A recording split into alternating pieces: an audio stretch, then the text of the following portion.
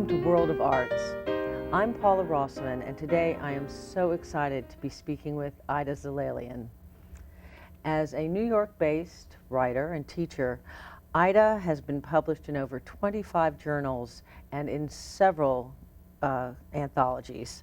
She curates Boundless Tales, a reading series in Queens, and in 2011, her very first as yet unpublished novel, The Hollowing Moon, was one of 4 semifinalists for the Anderbo Novel Contest.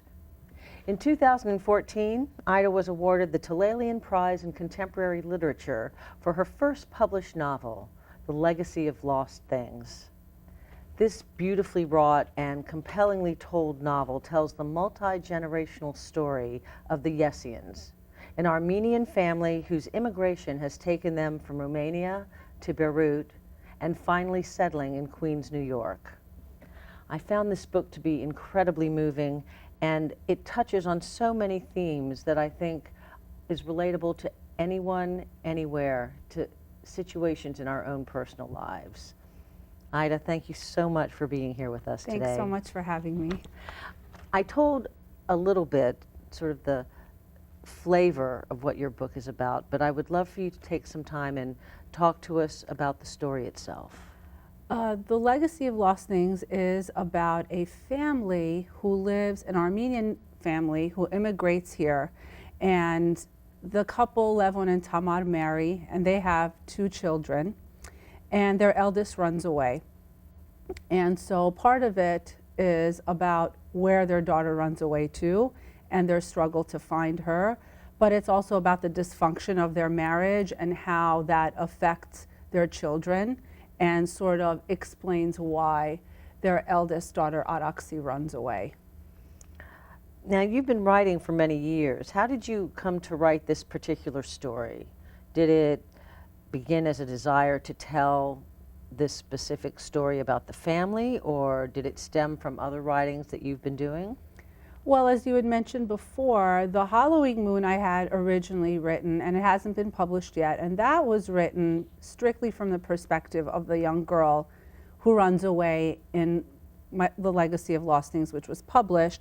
And I thought it would be really interesting to write a story from different perspectives about the same issue. And I just wanted to show the reaction of all of her family members, and including her, as she runs away and where she goes and why she goes. Oh, wonderful. So the title of this book, The Legacy of Lost Things, it hit me when I read it as being very universal in scope. It really captured me immediately. How did you come to that title? You know, it's interesting. First of all, when I write, I don't like to title something until I'm done writing it, because I feel like sometimes it can navigate the content of the book, and I just want to see where, it's almost like being on a path and not wanting to say this is where I want to end up. So I wrote the title, I came up with it after I finished reading it, because I had to take a break from it, right? So I walked away, and then I reread it because I wanted to make sure it's exactly what I wanted to be before I started submitting it to agents or to publishing companies. And I thought, you know, every character in this book has lost something. And because it's a multi-generational book, we're spanning time, you know, we're going back to Romania and Beirut, we're looking at the grandparents and then, and what they lose, because they lose so much, and then their children immigrate here to actually Sunnyside, Queens in New York in the 70s. And you see how they've lost something, and then they have these children, Araksi and her younger sister Sophie, and how they've lost something. So it just chronicles the loss of this family, and that's why I thought the word legacy was very befitting for that sort of the human condition of their loss. Oh, that's wonderful. Now, you've mentioned that you've been on a book tour for this book. In speaking to others about your book, have you discovered that sense of a universal cultural appeal to hold true? And can you share any of the feedback that maybe you've received from the various places that you've stopped and spoken with people. Yeah, and it's funny. There's a lot to say about the book tour, and I can definitely talk about that. But the first thing that came to mind as you brought that up is something that I hadn't even thought about, which is that my friend Nancy Agabian, who's also a writer, invited me to read an excerpt of the book at Queens College for a seminar that she was doing. So we had a lot of high school kids, and they came to me afterwards, and there were lots of girls from, different cultures, Greek, Afghanistan, Israeli, and that's when I realized, that it has a cultural appeal, not just an Armenian appeal. Wonderful. And I found that to be really very telling. Now, in the book, I discovered so many examples of people being mirrors for each other, reflecting their own feelings or their own fears, their own perceptions, and reflecting it, and then having it reflected back to them. There's husbands and wives, parents and children, friends and lovers.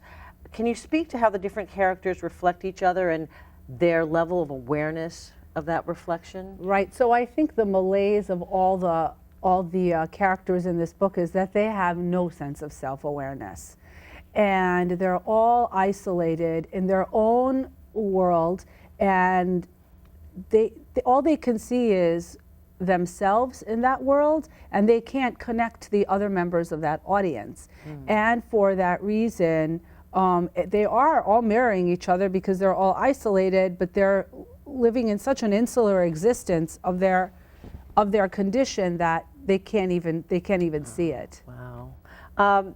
One of the aspects I really loved about this book was how each chapter is written from the point of view from a particular character, so that some situations you'll go back to, but it's seen in a completely different way because it's a different character that's seeing that.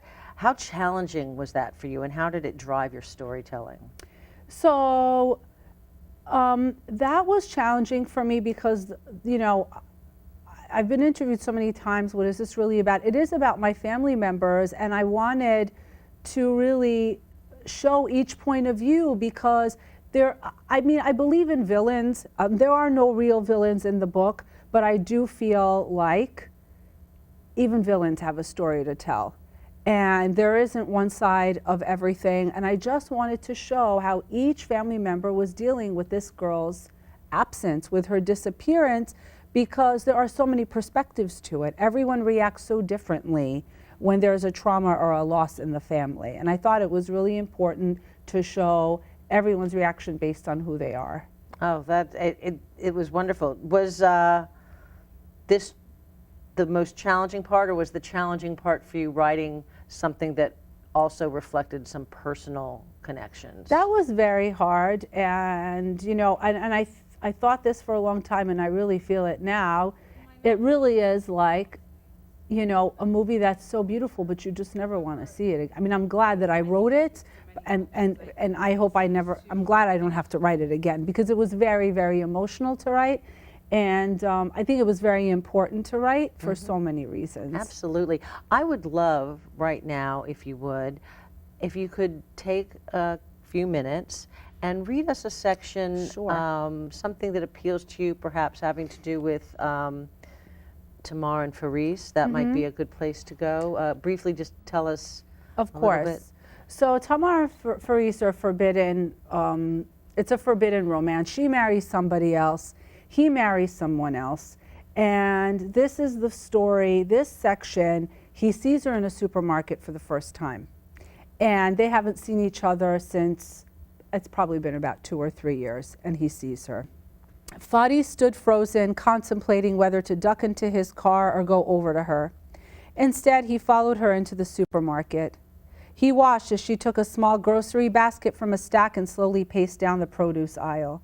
When she bent over to pull several clear plastic bags from one of the reams, he finally saw her face. The dark eyes, long thick eyelashes, and perfectly drawn lips almost caused him to forget to stay out of sight. He felt the warm perspiration on his brow slide down to the sides of his face. He imagined returning to the car and driving home, trying to shake himself from the image of Tamar in her white sundress. Gripped by the panic of not knowing when or if he would ever see her again, he continued watching her and followed her from a distance. When he saw that her back was fully turned to him, he quickened his steps, and before she completely walked away, he said, "Tamar." Not a question, but a statement, as if he were professing a fact. "Tamar." He wanted to reach out and take her hair in his hands. "Yes?" And when she turned and saw him, the questioning expression dissolved into one of awe. "Faris." The two stood awkwardly, unable to speak. "I saw you," he said, "and I wanted to say hi." "Hi," she said. "What are you doing here?" "Buying lemons," he said, holding up the bag. She smiled. "Lemons?" "Yes," he said, "to take home." He held back from finishing the sentence with, "for Sadin," his wife. After getting married, Faris had always wondered if the news had reached Tamar.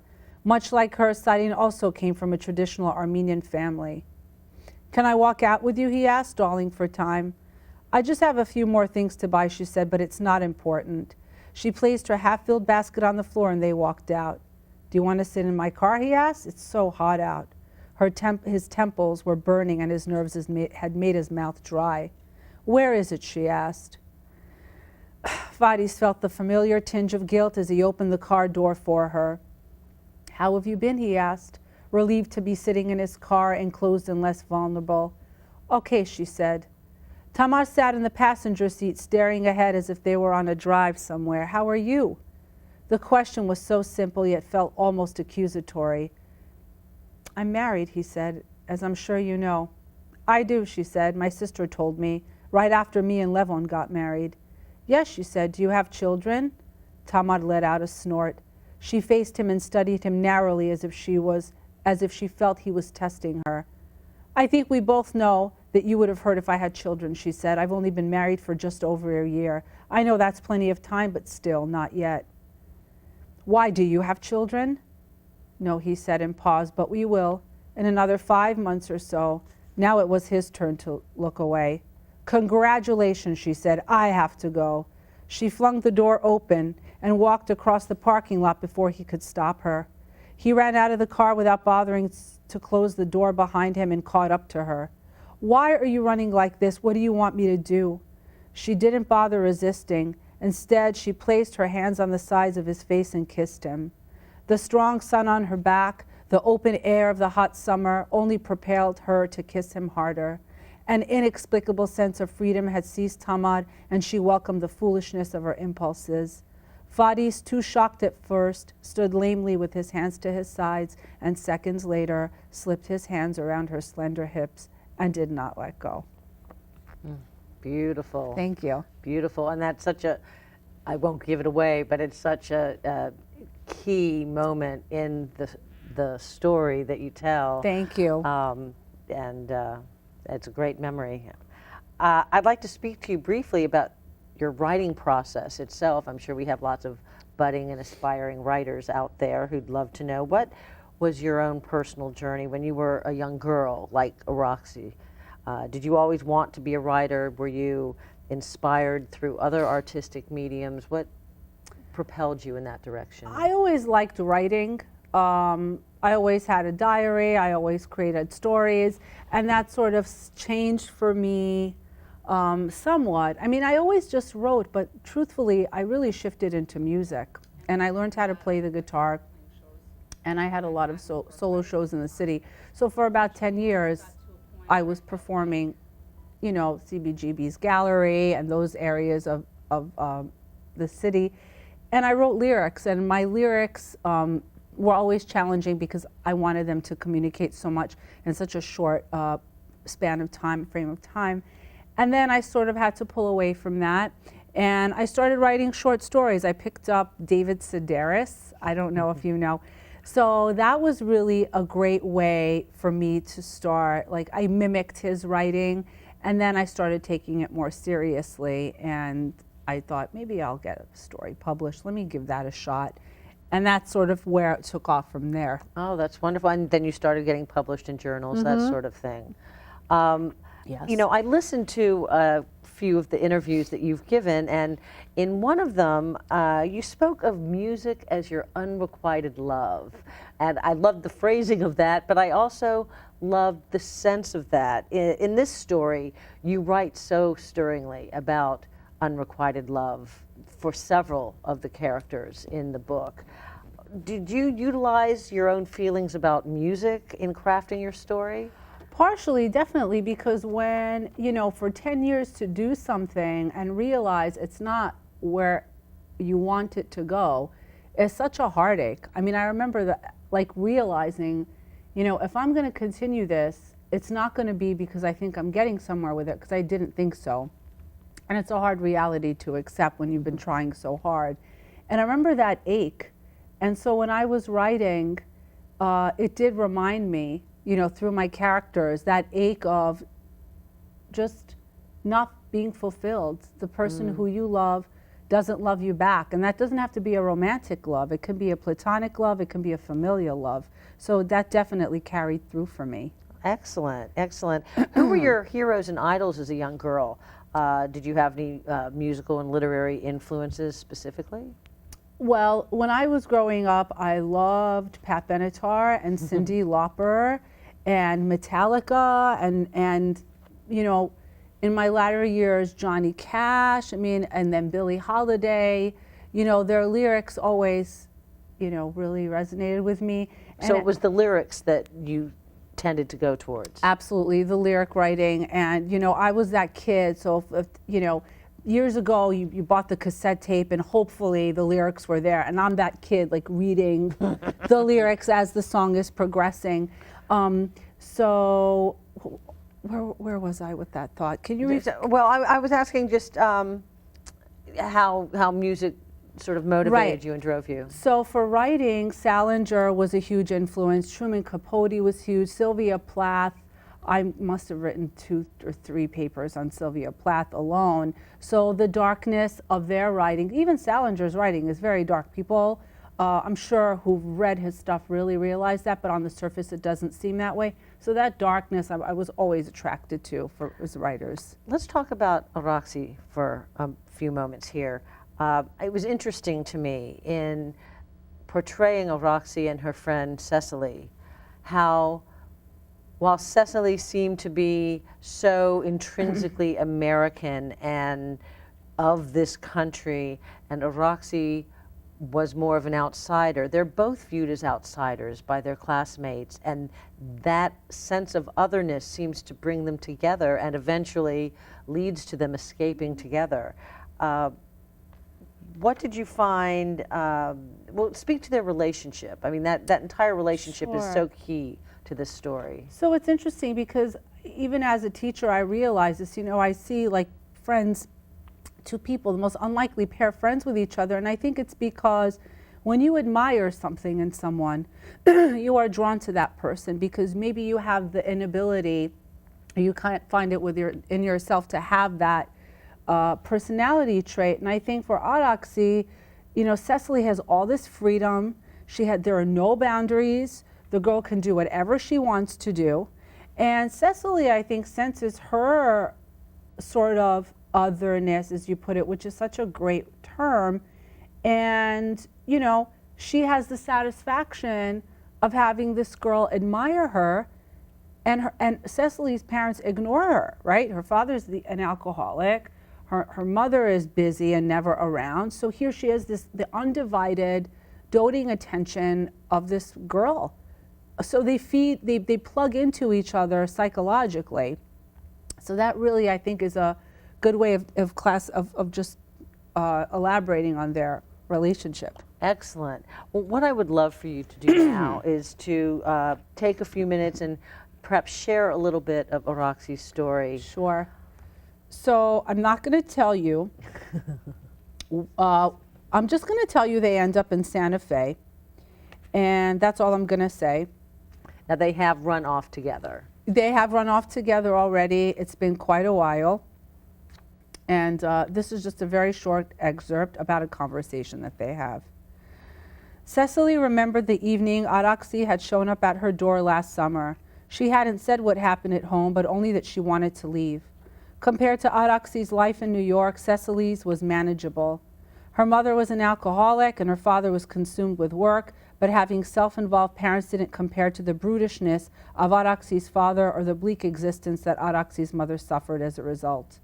Cecily could now admit to herself that leaving New York was something she'd done out of boredom, but Araksi regarded all of it as a permanent escape. It was certainly a naive solution as far as Cecily was concerned, and poor Sophie. She was old enough to absorb the chaos in her home, but too young to comprehend how to survive without her sister. Well, I think we should think about leaving here, Cecily said. For what reason?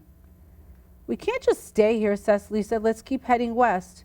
Screw you, Cecily, she heard. Araksi stood up and was about to walk off. I'm serious, Cecily said, unrelenting. I don't want to stay here anymore. Why not? Araksi wanted to avoid this conversation. I feel good here. Why can't we just stay? I don't want to, Cecily said. So go home then, Araksi said, surprising them both. Throughout the course of their friendship, she had always felt that Cecily was her extension into the real world, a sturdy plank she could walk across to get to the other side safely. I can't do that. How would I explain leaving you behind? How would I explain leaving here in the first place? You can't expect me to go back without you. It isn't fair, she said. So you're going to drag me along with you, Araksi said. It was your idea. It was our idea together, Araksi said. I didn't beg you to take me away from New York. You wanted to leave just as badly. Cecily watched her as she walked off the porch steps and down the block. She went to her bedroom and grabbed a fistful of quarters from a jar she kept them in and left the house, walking to the opposite direction. There was an enclosed phone booth several blocks away. After 2 rings, someone picked up the phone. Hello? It was Araksi's father. Hi, Cecily said and hesitated. This is Cecily, Araksi's friend. Cecily? Is Araksi with you? She had never seen or spoken to Mr. Yesayan. She thought his accent would be much thicker. She is, Cecily said, but she doesn't want to come back and she doesn't know I'm calling you. She's okay. We're in New Mexico. New Mexico. There was silence. She says she's not going to go back, Cecily said. There was more silence.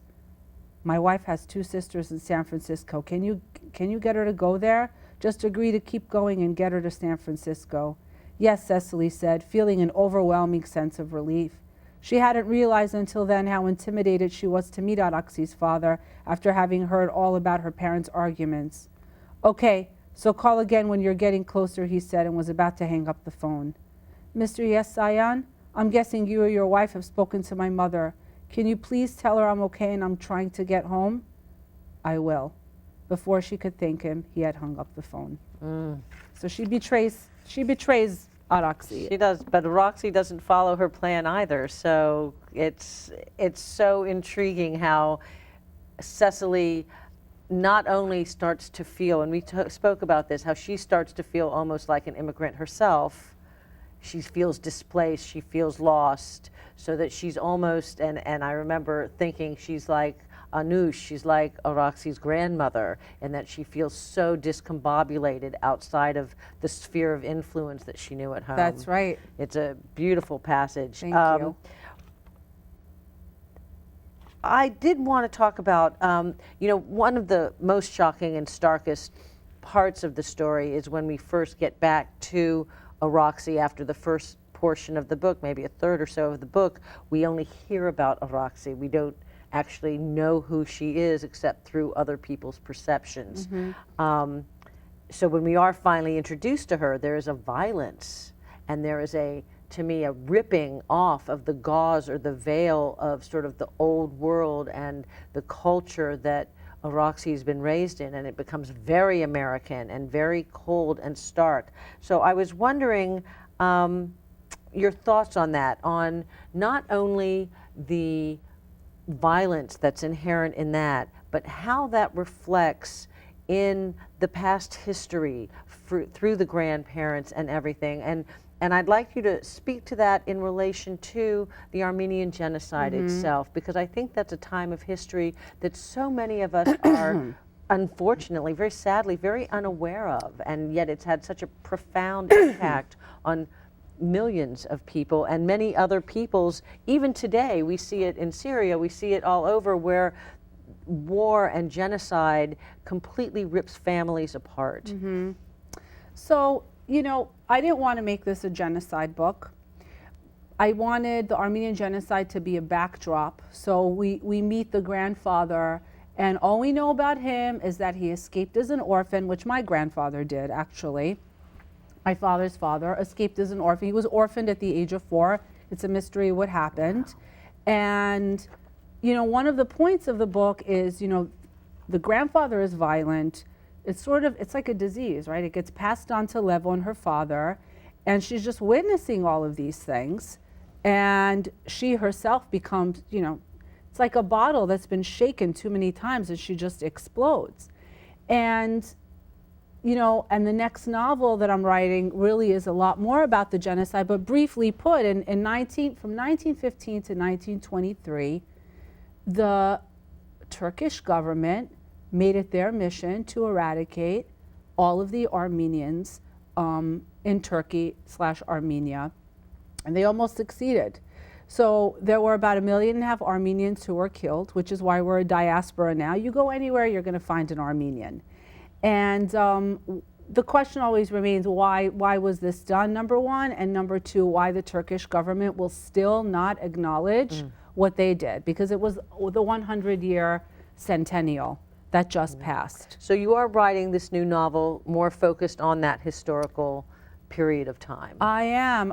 This novel I'm writing because I really want people to understand, and I know there are books out there that have been written, but also it's from the perspective of a girl who's a quarter Armenian and completely detached from her culture, which is interesting for me because there was a point in my life that I willfully became very detached. But it is this girl's discovery as to what happened to her family 100 years ago in Armenia, because they were supposed to follow and come to America, and they were just never heard from again. So it's about this girl's search to find what happened to her ancestors. It sounds incredible. I cannot wait to read it. I want to thank you so much for coming and speaking with me today. Thank you. And sharing information about the legacy of lost things. It's an incredibly moving book. I hope everyone will take advantage of the opportunity to read it. I want to thank you, AIDA ZILELIAN, thank you so much for joining me today. This is Paula Rossman, and I want to encourage everyone to open your hearts to the world of arts. Thanks so much, and have a wonderful afternoon.